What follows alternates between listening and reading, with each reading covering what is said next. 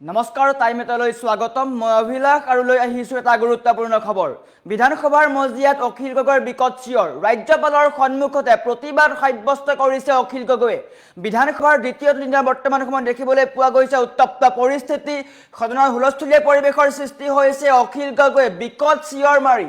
হুলস্থুলীয়া পৰিৱেশৰ সৃষ্টি কৰিছে আৰু এই সন্দৰ্ভত সবিশেষ লৈ অহাৰ চেষ্টা কৰিছো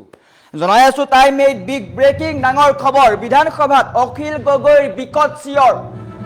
বিধানসভাৰ দ্বিতীয় দিনৰ অধিৱেশনৰ দিনটোতে বা আৰম্ভণিতে উত্তপ্ত হৈ পৰিছে সদন ৰাজ্যপালৰ ভাষণৰ মাজতে মূল্য বৃদ্ধিক লৈ উত্তাল সদন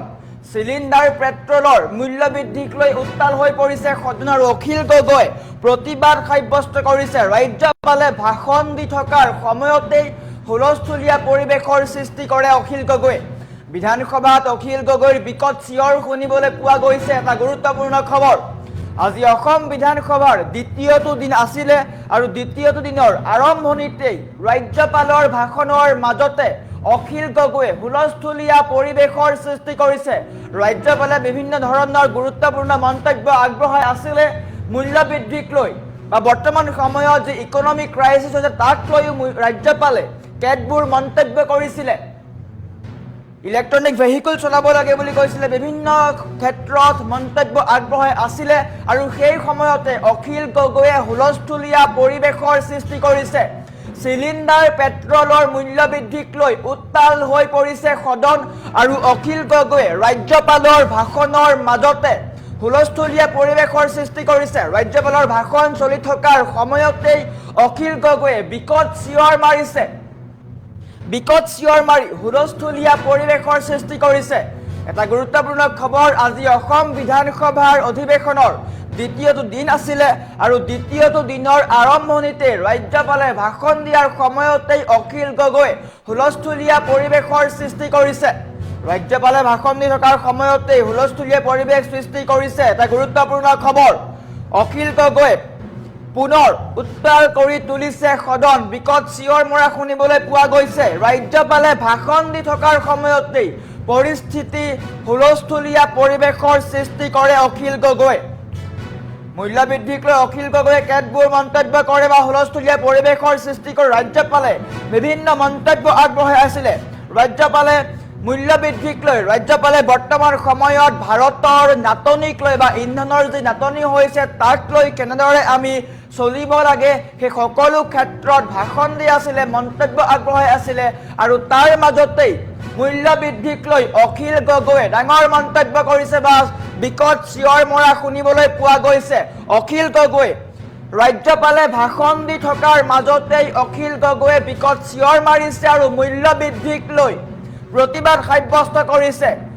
অসম বিধানসভাৰ দ্বিতীয়টো দিনা বা অধিৱেশনৰ দ্বিতীয় দিনাই অখিল গগৈ হুলস্থুলীয়া পৰিৱেশৰ সৃষ্টি কৰিছে অখিল গগৈ পৰিৱেশ বিনষ্ট কৰিছে অখিল গগৈ হুলস্থুলীয়া পৰিৱেশ সৃষ্টি কৰিছে ৰাজ্যপালে ভাষণ দি থকাৰ সময়তে এই পৰিস্থিতিৰ সৃষ্টি কৰিছে অখিল গগৈ এটা গুৰুত্বপূৰ্ণ খবৰ অসম বিধানসভাৰ আজি অধিৱেশনৰ দ্বিতীয়টো দিন আৰু দ্বিতীয়টো দিনৰ আৰম্ভণিতে অখিল গগৈয়ে প্ৰতিবাদ সাব্যস্ত কৰে মূল্য বৃদ্ধিক লৈ প্ৰতিবাদ সাব্যস্ত কৰা দেখিবলৈ পোৱা গৈছে মূল্য বৃদ্ধিক লৈ কেতবোৰ মন্তব্য কৰিছে আমাৰ ওচৰত অখিল গগৈৰ সেই দৃশ্যাংশ আহি পৰিছে আমি দেখুৱাৰ চেষ্টা কৰিছো इस विधेयक को प्रस्तुत करने का में ही इस विधेयक को प्रस्तुत करने का निर्णय लिया यह सामाजिक सद्भाव न्यायिक लैंगिक समानता और आधुनिक प्रगतिशील समाज को सुदृढ़ करने की दिशा में एक महत्वपूर्ण कदम श्री नरेंद्र मोदी जी के नेतृत्व में जनता लगातार राष्ट्रीय जनतांत्रिक गठबंधन के दृष्टिकोण और शासन का समर्थन कर रही है इस चुनाव में पूर्व निर्वाचन प्रबंधन ने 126 में से अभूतपूर्व 102 सीटें प्राप्त की जो सरकार के प्रति जनता के अपार समर्थन को दर्शाता है यह जनादेश पिछले 10 वर्षों में अपनाई गई शांति आर्थिक स्थिरता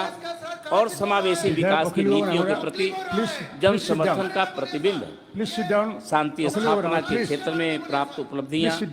महत्वपूर्ण और ऐतिहासिक रही हैं आज सशस्त्र बल अधिनियम केवल 35 में से 3 जिलों को छोड़कर अधिकांश क्षेत्रों से हटा लिया गया है। कई शांति समझौते एवं समझौता ज्ञापन हस्ताक्षरित किए गए हैं और 10,000 से अधिक उग्रवादी मुख्यधारा में लौट चुके हैं। ये उपलब्धियां माननीय प्रधानमंत्री श्री नरेंद्र मोदी जी एवं माननीय केंद्रीय गृह मंत्री श्री अमित शाह जी के सक्रिय सहयोग और मार्गदर्शन से हासिल हो सकी है।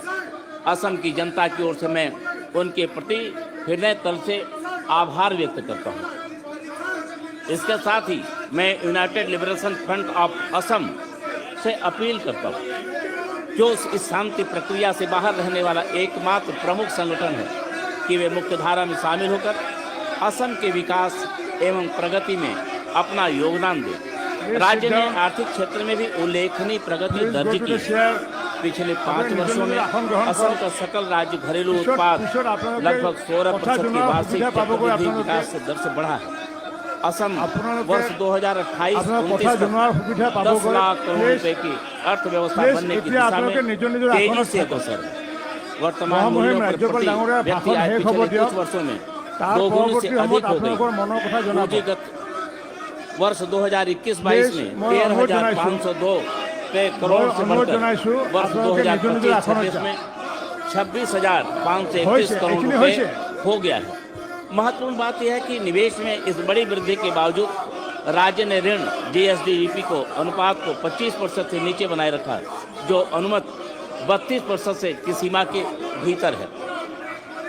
असम भारत सरकार की विशेष पूंजी निवेश सहायता योजना तथा केंद्र और मजबूती बनी हुई है, परंतु राष्ट्रीय और वैश्विक परिस्थितियां सतर्कता एवं जिम्मेदारी की मांग करती हैं।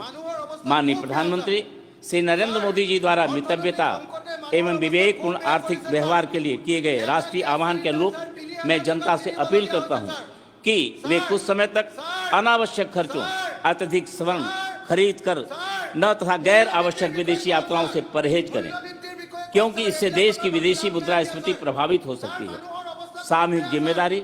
और विवेकपूर्ण आर्थिक आचरण इस चुनौतीपूर्ण समय में राष्ट्र को सशक्त बनाएगा। माननीय सदस्यगण, पड़ोसी देश से होने वाले अवैध घुसपैठ लंबे समय से असम और राष्ट्र दोनों के लिए गंभीर चिंता का विषय बने। अंतर्राष्ट्रीय सीमा के कई हिस्सों, विशेषकर पश्चिम बंगाल के कुछ क्षेत्रों में बाड़बंदी न होने के कारण घुसपैठ रोकने के प्रबाधित रही है। इस संदर्भ में पश्चिम बंगाल की नवनिर्वाचित सरकार द्वारा सीमा बाड़बंदी हेतु आवश्यक भूमि उपलब्ध कराने का निर्णय अत्यंत महत्वपूर्ण एवं स्वागत योग्य है। इससे भारत बांग्लादेश के शेष हिस्सों में बाड़बंदी कार्य को तेजी मिलेगी। राष्ट्रीय सुरक्षा के प्रति प्रतिबद्ध सरकारें अब केंद्र, असम और पश्चिम बंगाल में समन्वित रूप से कार्य कर रही हैं। इस दीर्घकालिक चुनाव से निपटने के लिए अब एक मजबूत एवं एकीकृत दृष्टिकोण को अपनाया जाएगा। सिलीगुड़ी कॉरिडोर जैसे रणनीतिक रूप से संवेदनशील क्षेत्रों सहित सीमा बाड़बंदी का कार्य पूरा होने से सीमा प्रबंधन और अधिक सुदृढ़ होगा तथा घुसपैठ पर प्रभावी नियंत्रण संभव होगा। मेरी सरकार राष्ट्रीय सुरक्षा और स्थिरता के व्यापक हित में भारत सरकार एवं पश्चिम बंगाल सरकार के साथ मिलकर काम करेगी और पूर्ण सहयोग प्रदान करेगी। अंतर्राष्ट्रीय सीमा को सुरक्षित करने और अवैध घुसपैठ को रोकने के लिए कड़े कदम उठाने के साथ साथ मेरी सरकार सद्भाव, समानता और साझा सभ्यगत मूल्यों पर आधारित बृहत्तर असमिया समाज के पुनर्निर्माण तथा उसके सशक्तिकरण के प्रति अपने प्रतिबद्ध प्रयास निरंतर जारी रखेगी। यह दृष्टिकोण महापुरुष श्रीमंत शंकर देव के शाश्वत आदर्शों से प्रेरित है, जिन्होंने विभिन्न समुदायों और जनजातियों के बीच एकता के बीज बोए तथा समानता, आध्यात्मिक मानवतावाद और सामूहिक पहचान पर आधारित एक समावेशी एवं जाति विहीन असमिया समाज की अस्थायी नींव रखी। उन्हें हमारी सभ्यता के आंतरिक स्वरूप और उसके मूलभूत ताने पर में ही इस विधेयक को प्रस्तुत करने का निर्णय लिया। यह सामाजिक सद्भाव, न्यायिक, लैंगिक समानता और आधुनिक प्रगतिशील समाज को सुदृढ़ करने की दिशा में एक महत्वपूर्ण कदम। श्री नरेंद्र मोदी जी के नेतृत्व में जनता लगातार राष्ट्रीय जनतांत्रिक गठबंधन के दृष्टिकोण और शासन का समर्थन कर रही है। इस चुनाव में पूर्व निर्वाचन प्रबंधन ने 126 में से अभूतपूर्व 102 सीटें प्राप्त की, जो सरकार के प्रति जनता के अपार समर्थन को दर्शाता है। यह जनादेश पिछले 10 वर्षों में अपनाई गई शांति, आर्थिक स्थिरता और समावेशी विकास की नीतियों के प्रति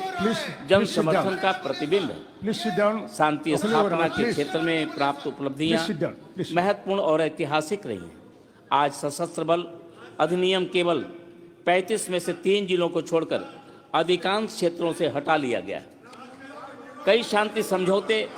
एवं समझौता ज्ञापन हस्ताक्षरित किए गए हैं और 10,000 से अधिक उग्रवादी मुख्यधारा में लौट चुके हैं। ये उपलब्धियां माननीय प्रधानमंत्री श्री नरेंद्र मोदी जी एवं माननीय केंद्रीय गृह मंत्री श्री अमित शाह जी के सक्रिय सहयोग और मार्गदर्शन से हासिल हो सकी है। असम की जनता की ओर से मैं उनके प्रति हृदय तल से आभार व्यक्त करता हूं। इसके साथ ही मैं United liberation front of Assam से अपील करता हूं, जो इस शांति प्रक्रिया से बाहर रहने वाला एकमात्र प्रमुख संगठन है, कि वे मुख्यधारा में शामिल होकर असम के विकास एवं प्रगति में अपना योगदान दें। राज्य ने आर्थिक क्षेत्र में भी उल्लेखनीय प्रगति दर्ज की है। पिछले 5 वर्षों में असम का सकल राज्य घरेलू उत्पाद लगभग 16% की वार्षिक वृद्धि विकास दर से बढ़ा है। असम वर्ष 2028-29 तक 10 लाख करोड़ रुपए की अर्थव्यवस्था बनने की दिशा में तेजी से अग्रसर है। वर्तमान मूल्यों पर प्रति व्यक्ति आय पिछले कुछ वर्षों में 2 गुना से अधिक हो गई। पूंजीगत वर्ष 2021-22 में 13,502 करोड़ से बढ़कर वर्ष 2025-26 में 26,531 करोड़ रुपए हो गया है। महत्वपूर्ण बात यह है कि निवेश में इस बड़ी वृद्धि के बावजूद राज्य ने ऋण GSDP को अनुपात को 25% से नीचे बनाए रखा, जो अनुमत 32% से की सीमा के भीतर है। असम भारत सरकार की विशेष पूंजी निवेश सहायता योजना तथा केंद्र और मजबूती बनी हुई है, परंतु राष्ट्रीय और वैश्विक परिस्थितियां सतर्कता एवं जिम्मेदारी की मांग करती हैं। माननीय प्रधानमंत्री श्री नरेंद्र मोदी जी द्वारा मितव्यता एवं विवेकपूर्ण आर्थिक व्यवहार के लिए किए गए राष्ट्रीय आह्वान के अनुरूप मैं जनता से अपील करता हूं कि वे कुछ समय तक अनावश्यक खर्चों, अत्यधिक स्वर्ण खरीद कर न तथा गैर आवश्यक विदेशी यात्राओं से परहेज करें।